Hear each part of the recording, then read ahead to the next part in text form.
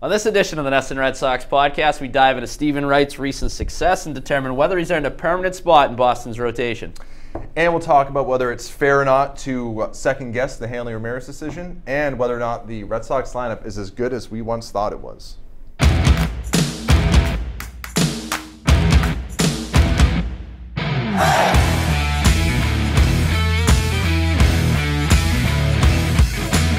What's up, everybody? Welcome to another edition of the NESN Red Sox Podcast. I'm Ricky Doyle, joined as always by Dakota Randall, who had a little case of the giggles before we get on here. Got a case of something else after this roast beef and cheddar baguette. So hopefully you can tell you what. Maintain your composure. I can maintain my composure. We can get this thing done. But other than that, how's it going? It's going good. How are you? I'm excellent. Well, we'll dive into all things Red Sox as if the name didn't give it away. Quick question. Sure. Before you go on your diatribe. Be honest. How much of that game did you watch last night? Well, last night is in Monday night because we're recording this on Tuesday. I don't know when you folks at home are listening to this, but very little actually at a softball game. Prohibited me from watching that. But this recent stretch of games for the Red Sox has been incredibly boring. I somehow, I don't know how I did this. I watched every pitch of that game. That's an indictment on me. It feels like it's been a little bit of playing down to the competition almost. Yeah, just been some bad teams they've been facing. Going in now in the midst of a 10-game road trip to Baltimore, Seattle, and Minnesota. Coming off a 6-game homestand in which they went 3-3 against the Tigers and the White Sox. So, a little bit of a lull. I mean, it's hard to complain too much about 3-3, I guess, but it's just you can complain about it when it's against crap teams. Yeah, it's just a weird little blip in the schedule, and it's kind of at least I certainly chalk it up a lot to kind of just the ebbs and flows of a major league season. You're gonna have these relatively uneventful happenings. The real shame in last night was, I think it was in the bottom of the 7th. The game had been an hour and a half old. Right. An hour and a half, and we're already almost in the 8th. It was beautiful. Yeah, no, that's great. I can do that, and then it goes into extra innings, and now we're going to 11:30. So But I mean, there was a pretty significant, I would say, development in that game, and not talking about Alex Cora laughing at Eduardo Nunez getting drilled in the stomach. I want to know what Nunez said to him. But yeah, it must have been something pretty good. But Steven Wright is becoming a thing here. I mean, this is is he good? This is I'm buying in. I'm certainly buying in because for me, I didn't watch all of Monday night's game as I mentioned, but going back to his previous start and going back to his work out of the bullpen, he's passing the eye test. Right. You know what I mean? Like he looks good. He looks better than he did in 2016, in my opinion. Well, at least as good. I would say as good. I mean, he was nasty in that season. So yeah, but that's that's what they're dealing with now. That's the type of pitcher that they seem to have on their hands. I mean, in your mind, and I don't think that, at least for me, there's no question that he's earned a spot in this rotation. Yeah. Regardless of what happens with Drew Pomeranz. That seems to be a situation that's up in the air. It seemed like there was a little bit of a setback Monday, from what I read. Stiff neck. I didn't see that. Dealing with a stiff neck, I guess, which really has nothing to do with his injury, but it's just a kind of another thing to pile on there. But really, at this point, not sure when he's going to be back. But when he does come back, I don't think there's an argument to be made against Steven Wright staying in this rotation. No, I don't think so. And I think... is there an argument? No, there's... Well, I don't think there is an argument. The question is, do you find, is there any reason to not put Drew Pomeranz in the bullpen? The only reason right now to try and put him back in the rotation is, I guess he makes, $8 million a year, so you don't really try to pay your relievers that much money, and you did acquire this guy to be a starter, so you want to stick it out with him. But at the same time, unless you go with a 6-man rotation, which I don't foresee, I don't like Steven Wright in the bullpen. You'd have to think about what the alternative is. And if the alternative is putting Wright in the bullpen, I don't like that because I just don't like the idea of bringing a knuckleballer in with men on base in a big spot, or just in big innings late in the game, because you never know what can happen with a knuckleballer. And I think they lack a power lefty arm out of the bullpen. That doesn't mean that Pomeranz is a power lefty, but we've seen him when he's been in the bullpen. He throws it a lot harder than he does when he's starting, and he's looked good out of the bullpen. And that's probably the biggest need on this team right now is a bullpen arm and a lefty in particular. The lefty in particular. I don't know if Bobby Poina is really doing it for everybody. So I think Pomeranz could fill a role, and I think what you're going to get with the knuckleballer. You're going to get stretches like this. There's going to be a game, might be soon when Wright goes out and gives up 8 runs and just gets blown up. But for the most part, I think we've seen enough from Stephen Wright when he's healthy to know that he's going to be a good starting pitcher for them. And I think he should stay in the rotation. I think that's one of the things I've been most impressed about with him so far this year, at least, is that when he has gotten into some trouble, like there's been stretches where he's walked some guys. I think I'd like to see him cut down that a little bit. I think he's got like 5 walks per 9 innings. So it's something. It seems to be more of a thing in the early innings. Yeah, once he finds his groove, he's pretty good. To his credit, he does a pretty good job of getting back on track. Not letting innings snowball on him, which is always a fear when you're dealing with the knuckleballer. I mean, things could go south with the snap of a finger. So especially when it's cold. Yeah. So the fact that he hasn't let the minor bumps in the road kind of throw him completely off the tracks is encouraging.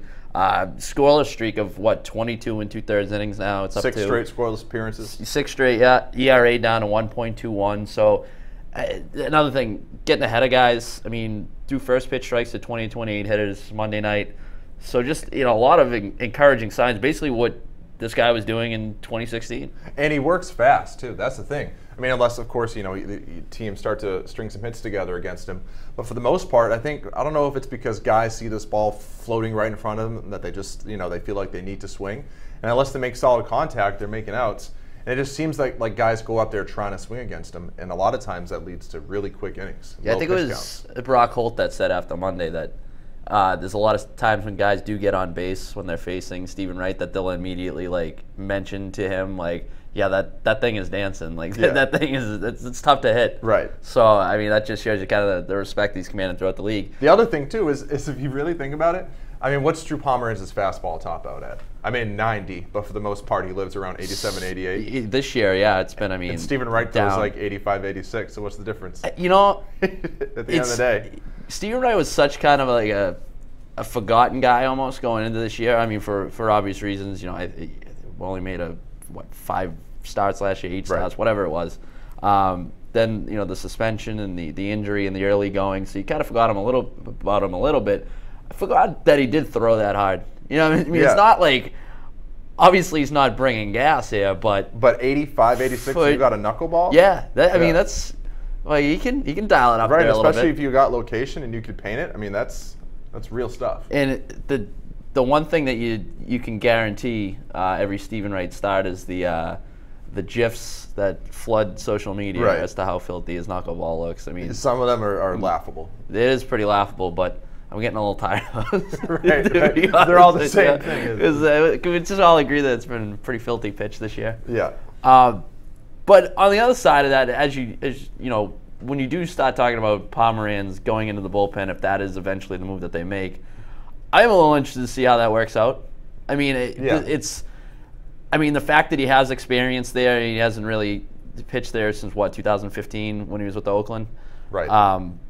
So it's it's going back a few years, but the fact that he has the experience is encouraging, and also the numbers are pretty good. And his stuff plays better out of the bullpen too. Yeah, you mentioned the velocity, especially because he's he's really a 2-pitch pitcher, and there's not a lot of deception there, and that's why you see the third time through the lineup, as is the case with most pitchers, but sometimes even the second time through the lineup, guys are starting to tee off on him when it's just a high 80s fastball and a curveball. And I do think he's evolved a bit though since then. I mean, he implemented the cutter a lot more, which was obviously but he goes a away huge pitch from it. last year. He does, but he's unwilling to throw it in big spots, and he doesn't use it enough to command the game. I mean, you see a guy like David Price, he's throwing cutters, almost the entire time. I mean, with Drew Pomeranz, it's not that's not a staple for him. If it was, that would be a huge difference for him, I feel. But I don't know. I just feel like his stuff plays better out of the bullpen. He seems to be confident out of the bullpen. See, if you could know that you were going to get what you got out of him last year out of the rotation, great. But I just don't. Well, that's the thing. I think all things being equal, if you were just it wasn't a situation where you had 6 guys vying for 5 spots or whatever, and you were just looking at it, just purely looking at Drew Pomeranz and whether you would want him in your rotation, your bullpen, I would take him in the rotation. I'm not. I haven't given up on him being a quality starter this year. I know you've. I think you have. I think you're leaning in that direction. Yes. But I know you've been very critical of that trade. Even I know that's been one thing that we've been at each other's throats about. Real quick for the listeners, I hate the trade. I hated it then. I hate it now. And I've been which is just blasphemy. I've been met with immense resistance in the NESN office. Huge, yeah. I've been called an idiot. There have been some inflammatory terms thrown around. I've actually had to take a trip to HR because I felt so offended. Yeah, it was getting a little personal. And but so there's stuff going on behind the scenes you might hear about later. It's like behind closed doors. Look forward to the NESN newsletter. The BS that the Golden State Warriors are dealing with, apparently. Right, yeah. But no, I am interested to see how that does shake out. How he could. I mean, it could be one of these things where he comes back and. You see a lot of times that teams kind of stumble into finding like this very reliable late inning arm. I mean, I'm not saying Drew Pomeranz is going to come back and all of a sudden you turn around and he's pitching the 8th inning in a pressure pack situation in October. But it is weird how certain things like work out, and next thing you know, he is pitching meaningful innings down the stretch. So maybe that is something they kind of stumbled their way into by virtue of Stephen Wright's success. Well, and it's just, you think about it, I mean, can you envision a scenario, unless Drew Pomeranz turns around and has a great rest of the season in the rotation, can you foresee him getting a bullpen start? Definitely not in the first round, but even in, a postseason start? Yeah, like, can you foresee him getting even like some big postseason start? I mean, with the days off, you would just skip him anyway. So like he's gonna be in the bullpen in the playoffs. Things can change, sure, but I think it's reasonable to assume now he's gonna be in the bullpen in the playoffs. So why not get him in there now and get him acclimated? Yeah. Like, let's stop kidding ourselves. It's fair. He's gonna be in the bullpen in the playoffs. All right. Well, it's a bigger issue, kind of. That's. We used to do the one good thing and the one bad thing, I guess. And so if you want to we can kind of ride the Stephen Wright storyline is the good thing here. But bad thing is that the offense has sputtered a little bit. Yeah, I think it's 10 runs total in the last 5 games. Really, a whole world of issues with runners in scoring position. I think they were 1 for 23. What was it in the Chicago series? They were 1 for 23. Yeah, I think. Where was it? It's gotten to a point where, I mean, it's pretty pronounced. It was 2 for their last 41 with runners in scoring position. They're 0 for 4 Monday night. Squeaked out the win, but still the same problem that's cropped up over the last week or so. And even last night with the runners in scoring position, they didn't get a hit. They just got sack flies. Pair of sack flies, yeah. So from the bottom of the order, but yeah. I mean, I'm not worried too much about this. Obviously, the return of Mookie is gonna have an impact on that lineup, whether it's tonight, whether it's tomorrow night. You're not worried about it, but should you be? I mean, I don't think I should be. Should I be? I mean, it's hard for me. Well, I'll admit that the bottom third. The bottom is terrible. The bottom third of the order leaves a lot to be desired. Even the it's a black hole. Yeah. Yeah. Okay. So yeah, it leaves a lot to be desired. I think we're saying the same thing. Yeah. And I know we had good things to say about Brock Holt last week, but again, let's not kid ourselves. Okay, he is still a black hole in the lineup. Singles aside, and professional at bats aside. So, but here's my thing: if I'm supposed to be concerned about the offense, however, which I mean, let's call it for what it is. Though the offense is still among the best in baseball, for as bad as the bottom third of the order has been, right? Or for as bad as Rafael Devers hasn't started really hitting yet. So this you can poke holes. There's flaws definitely, but I think that the totality of the offense, I'm not too concerned about. I'm still. I think if you're looking at a situation where you're going to upgrade near the trade deadline or something, I think that you're still eyeing probably bullpen more than anything, which the bullpen's getting good.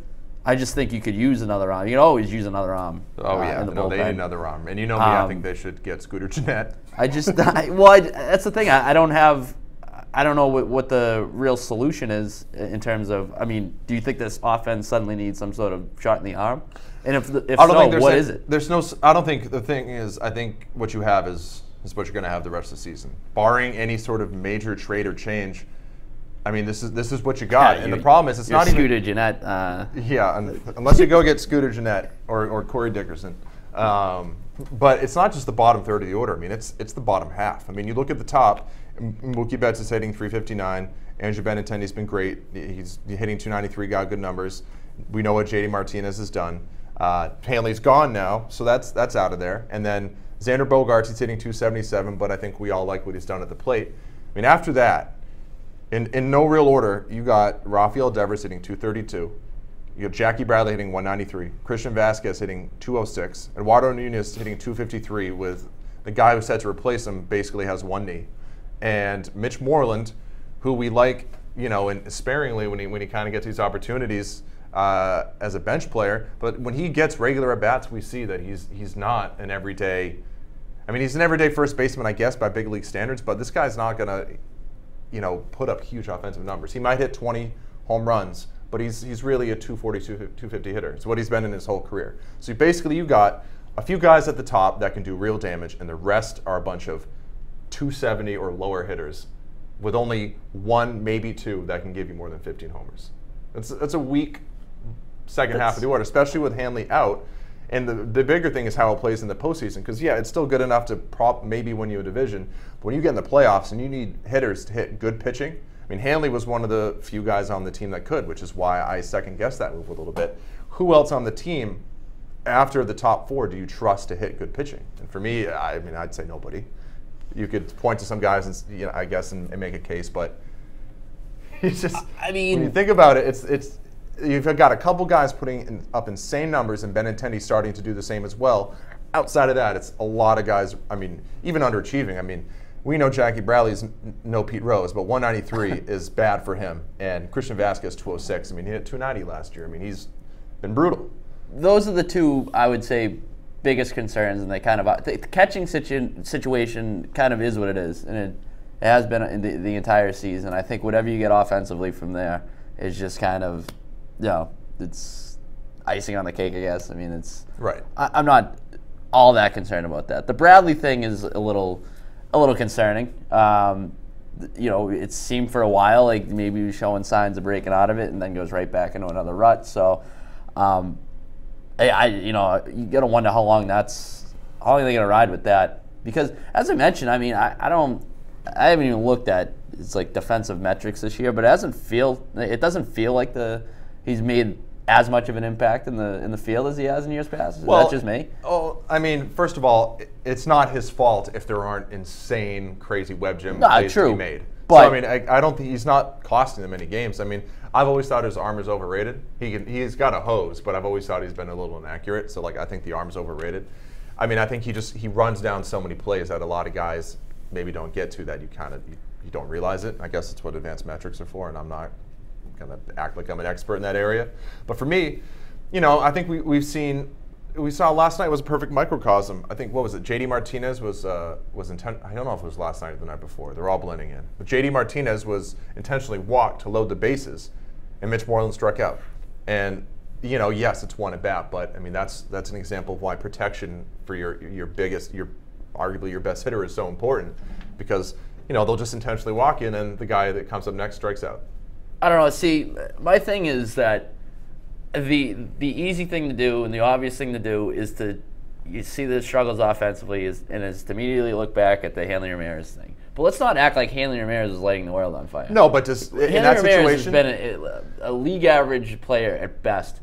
His numbers this year, I mean, were nearing career lows. I mean, he was terrible in May. Right, but in that spot, do the Orioles intentionally walk JD Martinez to get to Hanley Ramirez? Do they do that? No, but I think the Hanley Ramirez deal also is as much about beyond this season as it is this season. Right, I agree. I'm just saying as currently constituted. So the offense, I mean, there's nobody to protect JD Martinez, and beyond that, when the lineup at the beginning of the game, Mookie can do his damage, but when the lineup flips over, I mean, there's nobody protecting him. You know, and I don't know what the solution is there. I've heard people suggesting moving like Eduardo Nunez down in the 9-hole to try and just get something out of there to have somebody on base for Mookie when the lineup turns over. But then, I mean, then 6 through 7 or 6 through 8 is, I mean, really. Well, I really think bad. too. I mean, it's important to note that when they made that move to designate Ramirez for assignment, it was done presumably with the assumption that Dustin Pedroia was going to be back healthy and ready to go. You know what I mean? Like playing at, I mean, maybe not up to an all-star caliber level, but production that you're accustomed to seeing from him. And right now, it's you don't know. Yeah, he's the ultimate wild card, really, at this point. I don't think we can bank on Pedroia coming back and giving you anything this season. Maybe, but I mean, you can't bet on it right now. Yeah.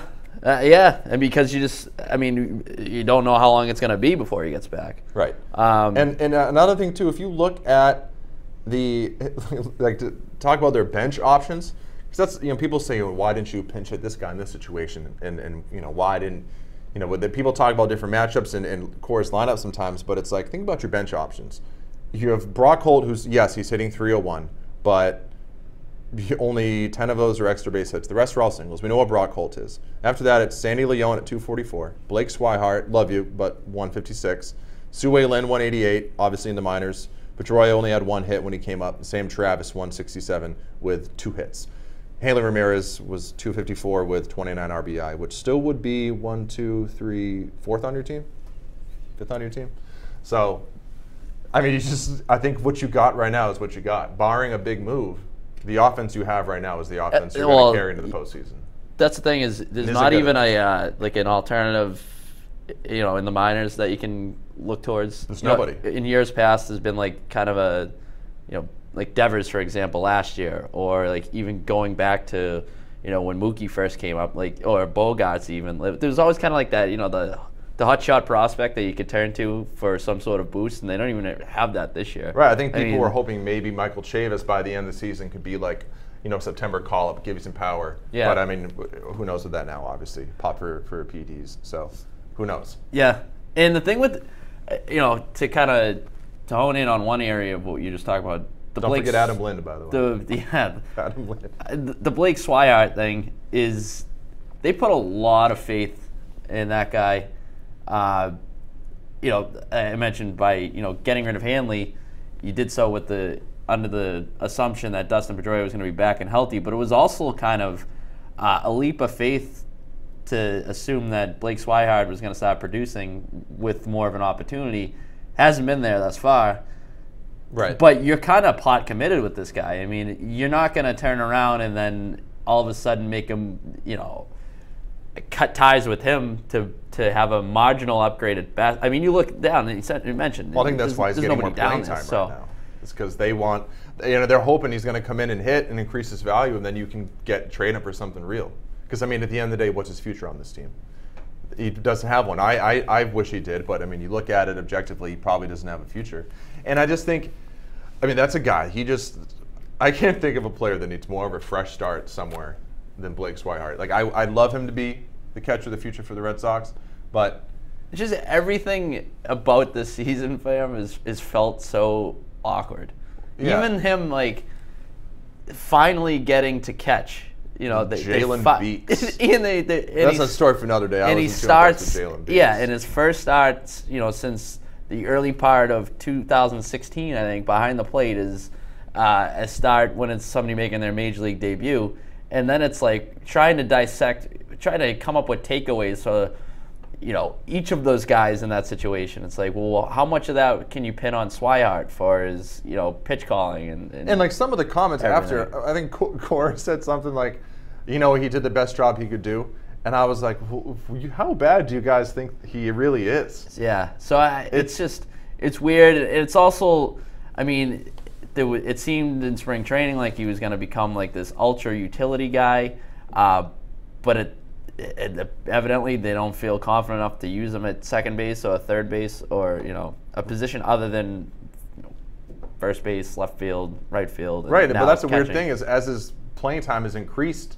I look at the guy. I liked the idea of if he could somehow work second base or even third base into his repertoire, and that was a a thing. Like It's too much. it's too much. It's too much right now. I mean, the guy needs to worry about getting comfortable. Ideally, and consistency in the big leagues. Well, ideally you would be using him more frequently as a catcher. Right. I think, but as his playing time has increased, like they're still putting him at first, putting him now at catcher, putting him in right field or left field. Like baseball players are creatures of habit, and they need a little bit of consistency. And I mean, this guy has never at any point in his career been able to be given like, here's your role, here's your job, let's see what you can do. Other than his rookie year, and he did really well. And so and you can see him. He's visibly like he's pressing, and I think he's putting a lot of pressure on himself. I mean, every out he makes, you can tell he's pissed, as any guy is. But he's really. It is. It's just like it's a weird situation for him.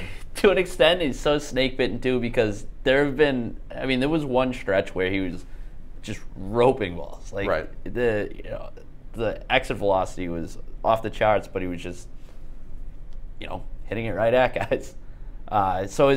I think at some point there's going to be a natural progression. His batting average on balls in play is very low, but his hard contact rate is up there. So you would like to think at some point he's going to come around and things are going to start turning his way. But it's definitely been a frustrating season. Right. But one guy that we touched on, I want to ask you about too, is Rafael Devers. Like what are we supposed to make of his struggles? I mean, it seems like the last few games. He's shown some signs of life. He had that big hit last night. Real quick, I've heard some people talking about this on Twitter and on the radio and stuff. If this deal was presented to you right now, would you do it? Rafael Devers and maybe one other piece for Manny Machado. Like, are you that far gone with Rafael Devers at this point? Have you seen enough? Because some people are saying are throwing that type of that idea out there. Like, if you could get. I think you would trade even the best version of Rafael Devers for Manny Machado. But I mean, I've just been seeing a lot of people like, you need to trade Rafael Devers now, and I'm not. I mean, let the guy's struggling, but you need to see you need way more time with Manny Machado. You're talking about like a huge blockbuster. So yes, but the idea is you're only getting him for 4 months. I know, I get that, but still, I'll take that. I think I'd take the 4 months of one of the best players on the planet. But would you have said that last August? With the way Devers was sitting. With how Rafael Devers looked when he came up last season, and someone came to you and said, "We'll give you one of the best players in the game for 4 months, but you have to get rid of this guy." Now that I think of it, I don't even know if I would do that now, because I do think he's going to be good at some point. Right. I think this is my thing with Devers is there are some things that are concerning. Still, he goes up there hacking a lot, swings at a lot of pitches. I think it's like his swing percentage is, I think it's the 15th. Which I can respect. 15th highest rate in baseball. Swing the thing. Yeah. I mean, I like that to an extent, but he's not driving the ball the opposite field like he was last year. That's the biggest thing for me. Right. So that's a little bit concerning. But with him, I don't think it's like a confidence issue or something. Sometimes you see these guys and they look lost. Like I think like Xander Bogaerts, for example. There was a point in his career where when he's struggling, he looks lost. I'm like, is this guy where is he at mentally? I don't get that feeling with Devers. No. I think his is more just like a lack of. I think it's an plate approach. Discipline. It's an approach thing. Because if you watch him, I think his big thing is he's just not staying behind the ball. So last year he's coming up, and I think the thing that stood out right away is, he was hitting homers over the monster. He was driving it off the wall. He was hitting in the gaps to the opposite field, and it just looks like this season he's trying to yank everything. He's trying to just he's rope swinging out of everything. his shoes. Right, he's swinging out of his shoes and trying to pull everything. He's screwing himself into the ground. Yeah, and he's trying to pull everything to right field, and I don't know if they just got to work with him and be like, go back to who you've always been. And well, it was an idea. I think it was Pete Abe that floated it over the weekend or last week at some point. Whether could it get to a point where you consider sending him down? No, stupid idea. Yeah, I don't see that. You can't do that to the kid. I mean, the ramifications of that. I agree with you for two reasons. One, because like I said, I don't think it's a confidence thing. I think it's more of an approach thing, and I would rather have him work with the major league staff in order to fix that. And again, not just the major league staff, but J.D. Martinez has been working with him evidently in the last few days or last couple of weeks, whatever. So I like the idea of that happening. And also, what is he going to gain from going back to the minors? I mean, he could go back there and rake just based on natural ability, like his hand-eye coordination and his power. And I mean, he's not going to be facing pitchers that are going to come with the same approach that they will at the big league level. I mean, these guys know how to pitch to him. So it's up to him to adjust. Now pitchers have adjusted to him, so now he has to adjust to the pitchers. So I don't think sending him down is going to do him any good in that regard. And also, there's just simply not an alternative. I mean, you send him down, would you rely on Eduardo Nunez as your everyday third baseman? But right, and if I'm sending a guy down who's hitting 232 with 9 homers and 29 RBI, then I'm also sending down the guy who's hitting 193 with 3 homers and the guy who's hitting 206 with 2 bombs and the other handful of guys in the team that aren't hitting their weight. So I mean, it's been bad. The on-base numbers aren't good at all, but it's not bad to that extent. Yeah, it's been bad relative to what you expected from him, but it's still better than what a lot of the guys you're getting from on this team, which isn't probably an indictment on the lineup to a certain extent. I don't know. It's just a weird case because we all know it's a good lineup, and I don't know if they're still first in the league in runs or where they rank in that regard, but to me, it really feels like it's 3 guys, and then the rest are kind of easy outs. Even Xander Bogaerts. I mean, Xander Bogaerts I think you're selling the lineup short. How? I just look at them.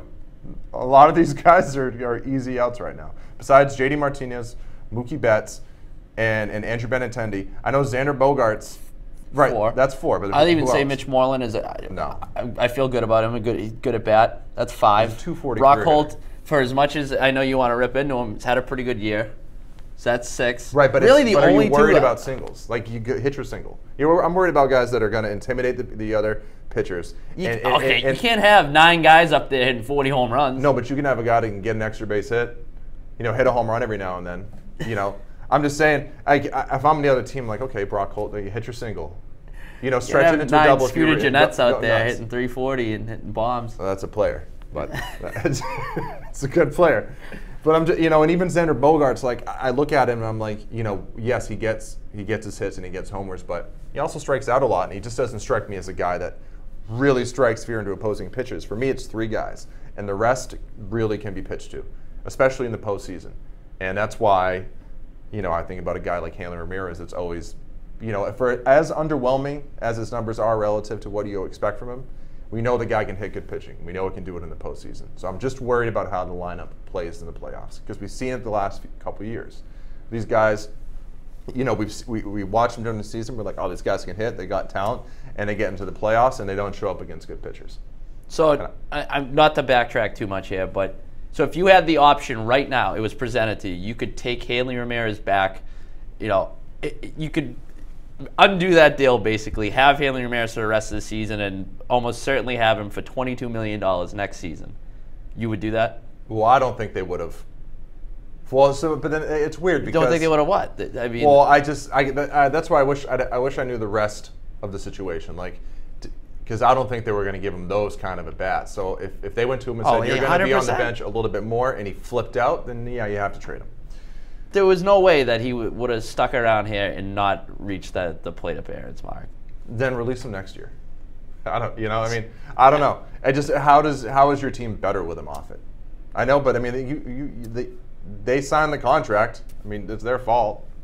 I don't know. So and it's also we don't know too because I mean it could be a situation like we don't know what's going on behind closed doors. It could have been another reason behind it. You look back to the Ken Rosenthal report that they wanted other guys to emerge as leaders in that clubhouse or whatever. So I don't know if that was a factor. I don't know at all. There's certainly elements that we don't know, but the other thing is, does Rusney Castillo eventually force you to pay the luxury tax?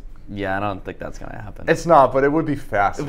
But it would be incredible. Fresh off his International Player of the Week, did I get that? Did I read that email correctly? Guy's a ball player. Has he shown any power whatsoever this year, though? I know for a while he hadn't hit a home run. He finally hit one.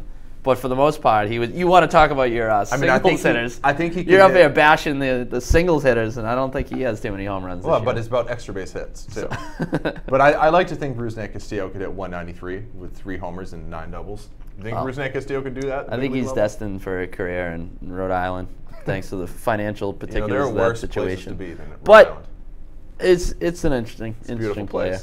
All those things aside, yeah, the Red Sox are 43-23. Well, that's yeah. But you know what else though? They're all right, but well, the Yankees are rolling as well. So True. So is the 43-23 good enough at this point? Or I mean, this team could win 105 games and be stuck playing in a one-game wild card. I asked you this the other day. Real quick. I read what's on Baseball Reference is called the Pythagorean win-loss. Yeah. That's 43-23. I don't know what that is. The Red Sox are 44-22. I don't know what the Pythagorean win and loss is, but 44-22. So continue with your point. No, all right. So I was just gonna ask because we were talking about this the other day about how weird this season has been. I said it's almost like the NBA where like we're gonna get to a point in the regular season where the regular season almost feels meaningless for a lot of teams. We're already there. It already sucks. Yeah. So and it's like who's gonna be like in that final subset of teams vying for the playoff spot. It's not that, what did you call it, the wild card mosh pit at the end of the year? Yeah, well, yeah, the mosh pit of the wild So, like, cards. from a pure entertainment standpoint, which would you, like, do you like the idea of the Red Sox and Yankees and, Astros, the Mariners even this year, these, a few teams being, like, the elite of the elite, getting into the playoffs and then having, what you hope would be an epic postseason? Or do you want that kind of unpredictability mosh pit type situation where everybody's a little worse than they are right now, but it's just more like parody, I guess, for lack of a better word? I don't know. It's kind of like the mosh pit. I like the Royal Rumble towards the end where it's like 6 teams vying for the. Yeah, I like this. I like the cesspool of mediocrity too. But it's hard to answer that question honestly because, like, at the end of the day, like, of course, I ultimately want them to coast to like 95 wins and win the division and make it easy on me. I don't want to have to sweat out watching them win 81 games. However, it would be more interesting because right now, I mean, the American League, aside from the Los Angeles Angels and what they might do, it's set. It's over. You're going to get the Red Sox and the Yankees both in the playoffs. Indians are going to win the Central, and the Astros are going to win the West, or the Mariners. So I mean, then it's either going to be. Then the Mariners or the Angels could fight out for that second wild card. Whoever it is. It's those teams. There's nobody else. There's no surprises. There's one of those teams isn't going to make the playoffs. So it's uninteresting at this point. The American League is bad. The National League, I don't know what to make of it either, but at least the races are a little bit closer. The fact that the Dodgers have been terrible. From our standpoint of, from a Red Sox focus, I don't think it's going to take away too much interest because I think you said the last few games have been boring. But I mean, when you get into September and they face the Yankees 6 times in their final 11 games or whatever it is, right? But at what cost? At what? Like I think it's incredibly important that they win the division.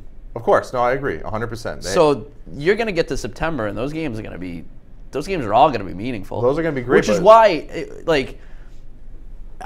I think that there was a point. Within even the last few weeks, and with this Mookie Betts injury, this is a good example. We'll get into this. Is that like it feels like they're being overly cautious in some situations, or like with certain lineup decisions and the amount of rest that guys are getting. Like I understand the bigger picture approach of not wanting guys to wear down later in the season, try and limit workloads and things like that. But I also think you got to weigh the fact that.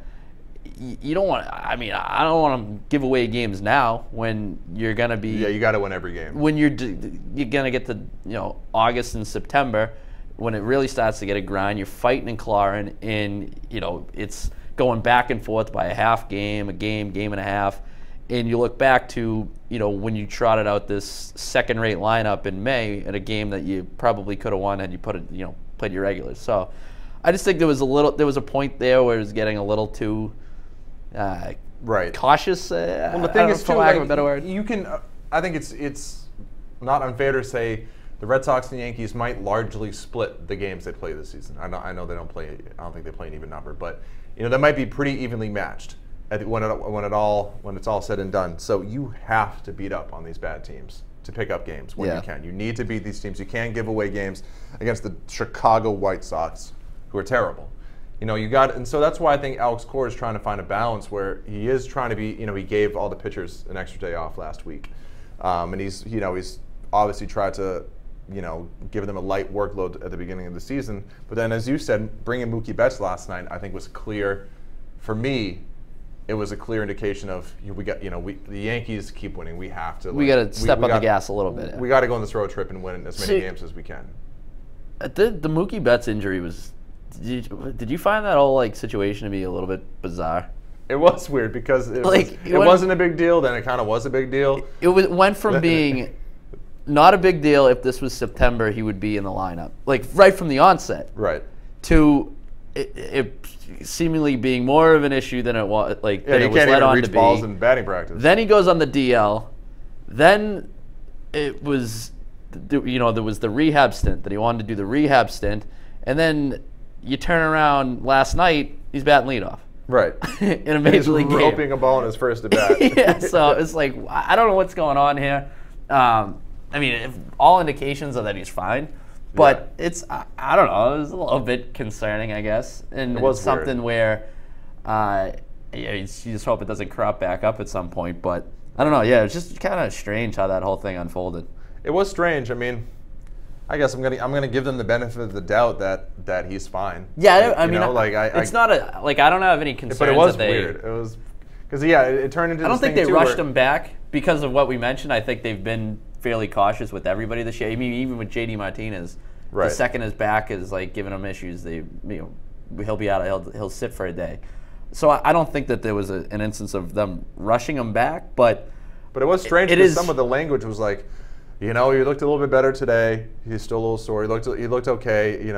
He's working on some things in the cage. Oh, he's back. Yeah, it's all good. And then I think with Mookie, one of the quotes was he's the only thing I couldn't really do was swing or something. I'm glad we finally got that squared away. Right. It was strange. But back in the mix in not a moment too soon. Back at his place atop an underwhelming lineup. Yep. Yeah. There you go. Now, to get back on the Yankees real quick, just because we were there, they've been rolling for the most part, but I think they're going to have to add a starter at some point. Yeah, 100%. Masahiro Tanaka goes on the DL. Jordan Montgomery with Tommy John. Some of the options on it that to fill in the meantime are not exactly what you'd expect from a New York Yankees roster. So this was one idea that was floated around by Buster Olney of ESPN of whether the Yankees will go out and pursue a guy like Jacob deGrom. It obviously would be, a shocker, I guess. It would be surprising to see the Yankees and Mets, the two teams that are constantly battling for New York supremacy. New York supremacy. But a battle the back page coverage. To make a deal like that in which you ship one star to the other team. But is that something that, let's not even say DeGrom, do you think that the Yankees will go out and try and make a play for a top flight starter? What do you think? Yeah, they have at this point. I think that they need to, but they did that last season with Sonny Gray. So it's do they want to, for the second year in a row, have to go out and acquire a starter by trading their prospects? But they have the pieces to do it. I heard some people saying, would you trade Gleyber Torres for Jacob deGrom right now? I wouldn't. I don't know if they would even consider something like that. But I think they absolutely are going to go out and get a pitcher. They need to. And that's the difference between them and you right now, I think, is they have the guys to do it. You have nothing in the farm system. You have no pieces to acquire a big piece like that. So, the Yankees can. They have plenty of guys to be able to get a deal done. The question is whether there's a guy out there, that is capable of really putting them over the top. DeGrom certainly would qualify. I know Syndergaard's been kind of tossed out there too. But outside of that, I don't know. Is Chris Archer on the table? Probably not. Yeah. DeGrom's a guy that... There's nobody on the Reds that's any good.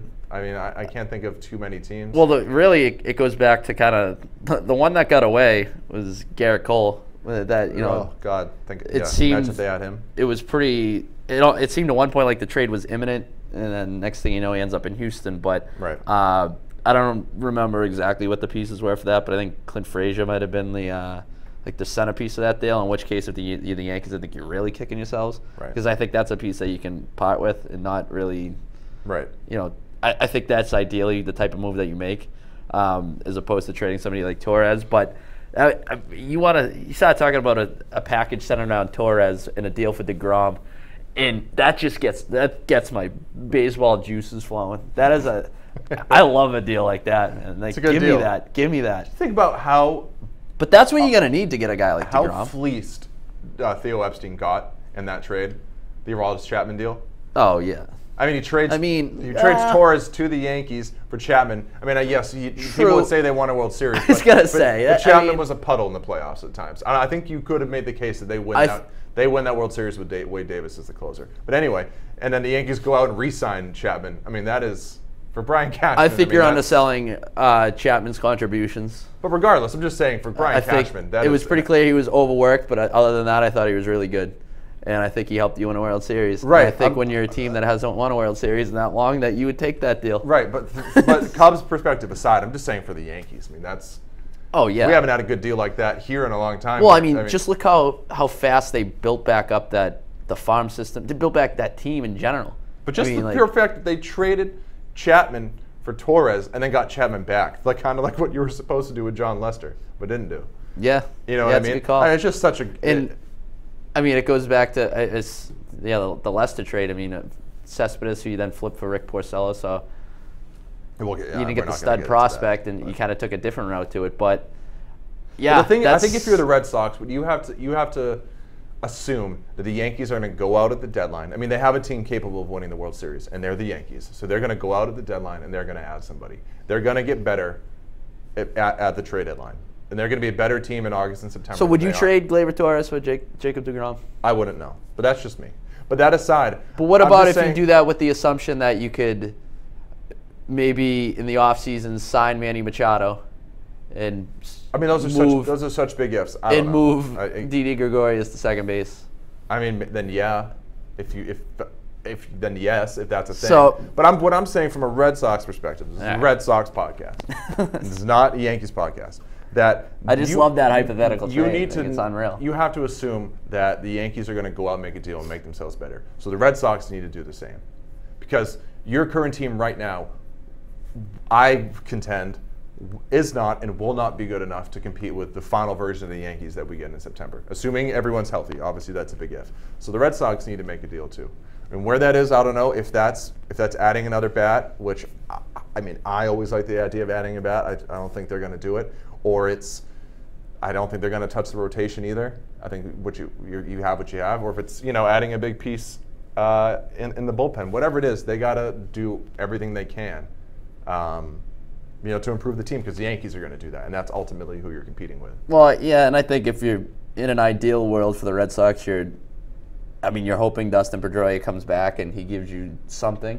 But again, you're hoping Tyler Thornberg comes back and he gives you something. No, but neither is Tyler Thornberg. But I think there's a trickle down effect there that if you have those guys back and productive, that it allows other things to fall into place. I mean, it allows Brock Holt to go back to being, the more versatile player, more impactful player that can bounce around rather than being, basically an everyday second baseman, or, it allows Eduardo Nunez to play that utility role more often. So I think there's just.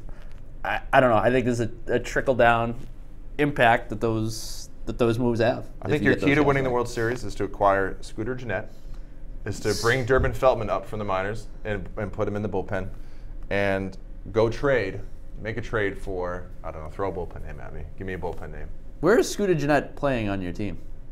Second base. So you're just completely writing off any possibility of Pedroia. Well, he also could play the outfield. So I'm saying, he could. I think a lot of times he plays right field too. And who are you giving up in a hypothetical trade for Scooter Gennett? Jackie Bradley's gone, and Andrew Benintendi's in center. And then you have a rotating thing with Scooter Gennett at second. I mean, it can work. You can always find room for 330 and 20 and 15 home runs. Right. Okay.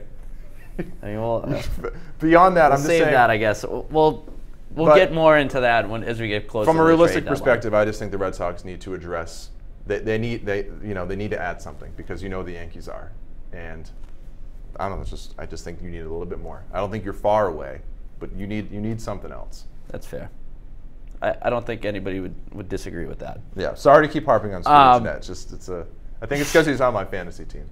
So yeah, you're inherently, but he's on mine too. Yeah. So, but I'm just not. Don't you love opening up your phone every night and seeing 3 from 4 with a homer and 3 RBIs? This has been a wacky season for just random guy like Nick Markakis, the season he is having. He's on my team too, and he's hit crushing. 300 for the first time since 08, I think. Yep. Matt Kemp, it's great. You know what? I thought I was watching the Yankees Mets game the other night. How novelty is the Mets roster in general? Yeah, it's before they got rid of Adrian Gonzalez. So him, Jose Reyes, Jay Bruce, like it is just a collection of just older kind of big name type of guy. Like just which is why they're going to blow it up and trade. Asdrubal Cabrera leading the team in every offensive category. Yeah, strange, just an all around. Yeah, when Asdrubal Cabrera is arguably your best player or offensive player, it might be time to blow it up. Yeah, Joey Bats. Jose Bautista just right. hanging in the dugout, sipping on coffee. Like it's just a wacky scene. Yeah. Which is probably why, they're gonna end up blowing it up and potentially trading some pieces. All right, let's whip around the league real quick. Maybe touch on a few other things before we get the hell out of here. Any other Red Sox items that you can think of? Not that I want to get off my chest this week. Like I said, it was kind of a weird week. I guess you could call it boring. I will say it is a big road trip for this team because you're going to Seattle, who's been very good, and who else is on this trip? Where did you finish? So Minnesota. Day off Monday, and then backtrack again to Minnesota. So you got and then you got Seattle at home. So pretty good, test there. So you got two doormats sandwiched around a good team. Yeah. So which is basically the MLB season in a nutshell. That's a good point. Yeah. One thing I think we should touch on real quick before we go is the Shohei Ohtani injury, because that is your boy, right? Who we've talked about several times throughout the course of the season. What do you make of that whole thing? I mean, obviously we don't. There was the report that he was likely headed for Tommy John, going to be out until potentially 2020. And now the Angels have come out and said that that's not definite. But either way, it doesn't look good. It doesn't look good. So, I mean, I'm working on the assumption that he's probably headed for surgery. Yeah, me too. And what I think for him was it if he waited till next year, he would have been able to get any deal that he wanted? Or was it like till 2020?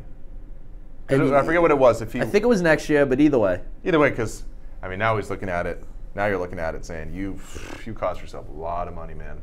Because maybe he comes back in if he gets Tommy John, let's say, and then obviously he's not the same in the first year back. I mean, how much are you paying that guy when he hits the market in 3 years?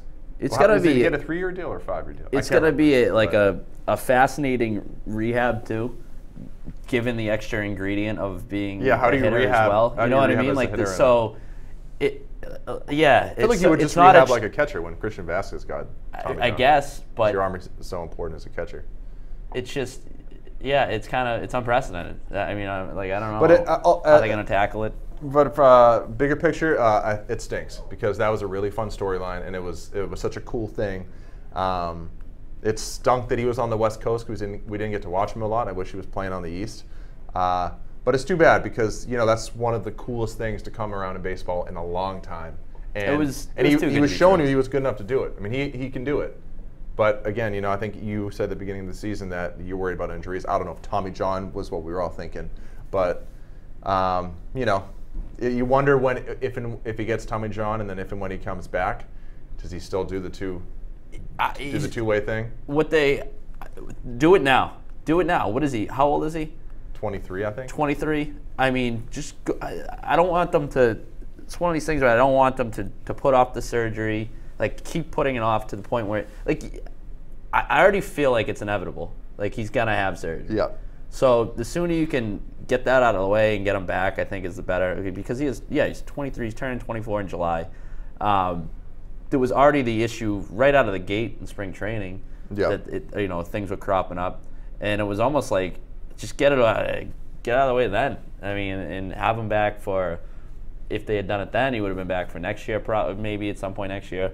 That looks like 2020, but either way, it's a bummer. It sucks. Yeah, no, it definitely sucks. But maybe by then they'll figure out how to use them in fantasy baseball. I wouldn't count on it. All right, what else we got here? Anything else you wanted to touch on? I don't know. Didn't we have? Do we have enough time to go over the pizza rats and the soft high school pitcher? Two really offbeat things here that we were just throwing around. One is that you have your Staten Island Yankees going to change their name to the Staten Island Pizza Rats for 5 games. Okay. There are certain home games, I guess. Is there any even sponsorship deal with that? Do we know? Is there a reason behind being the Pizza Rats? Is that Papa John's? I don't know what it is, but basically, I was just looking at it as, what do you think, like minor league things like that, when teams do, certain things like that? There's one team that's going to be like the Melonheads, I think, for a game, and a little backyard baseball tribute. I think it's awesome. As someone who really likes collecting baseball things and memorabilia and sports stuff, the opportunity to get a limited edition T-shirt and hat for me, and just to see different stuff like this flying out there. I mean, what if there's some player on that team right now who is like the next Willie Mays, and there's going to be a baseball card out there of him wearing the Pizza Rats stuff? And you get that autograph. Or you just have like a rehabbing star. Ends up wearing the I like it. I mean, it's funny, and then I like teams like the Montgomery Biscuits that have a stupid name 24/7. Well, that's the thing. The sooner you work under the assumption that it's minor league baseball and everything is novelty to an extent, right? I just think the happier you'll be. Yeah. I love minor league baseball. Everything about it. The Pizza Rats is awesome. The other one was the video that was going around, like the high school pitcher striking his childhood friend out to advance to the state championship. And then rather than immediately celebrating with his teammates, he like goes to home plate, starts basically slow dancing with his friend, just consoling him. And there was just a lot of people saying it was it gave you chills. Did it give you chills, Dakota? Because no. I know you get the chills very easily. No. Didn't it all the feels? Essentially, he went over there and he was like hugging him, saying it's going to be okay, pal. What, a lot of people, a lot of tweets. This is what sports is all about. Yeah, okay. It's what sports is about in 5th grade. That's the thing. I mean, this is high school.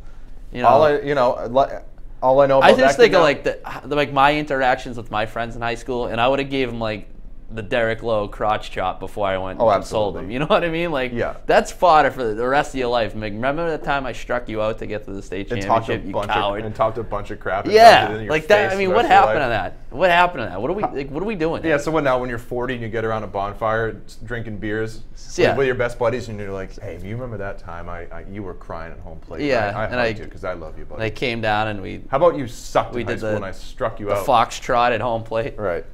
The waltz. So the question was it a nice moment or is he soft? And I vote soft. Yeah, I mean, I think I know where I'm leaning. Are we in agreement? I'm leaning in the soft direction. Like, I don't know. It's one of those things. It's like it's cool for like moms and stuff. Yeah, but I'm just like it's such a mom clip. And like that, I'm not even like trying to like sound like a hotto or anything. Like it's just, I don't know, man. It's cool. I'm just not there yet. I'm just not at my emotional peak, I guess. I'm just not. I'll admit I'm becoming more of a softie as I get older, but I'm just not there yet. Oh, see, opposite for me. As I get older, I'm giving out less hugs. There's certain things that will give me the chills. At this stage of my life, I'm not trying to hug anybody. But this just wasn't one of them. Let alone my friend. I don't know. Who I struck At some out. point, you got to recognize sports for what they are. Is that it's a competitive product. Yeah, I win, you about lose, and that's it. Yeah. All right. Plus, there's no crying in baseball. It's true. So. All right. Well, I'm gonna cry if we stick around here any longer. We had stuff that we got to do. As are the people that are trying to kick us out of the room. Yeah, and I hear a lot of emotion out there. I don't know if there's an argument or something, but we should probably get out of here. I think we talked enough. We will be back next week to touch on whatever it is that the Red Sox have up their sleeves this week. As you mentioned, pretty good little road trip to, I don't know. Maybe they have 5 more runs up their sleeve this week. Yeah. Unbelievable how fast you can turn on the offense. Oh. We'll see. Big road trip. Anyways, if you want to keep following, we encourage you to do so. At NESN on Twitter. Dakota, where are you at? Where are you stationed? At Dak Randall. At Dak Randall. I'm at the Ricky Doyle. Like I said, we'll be back next week. Thanks for tuning in. See ya. Later.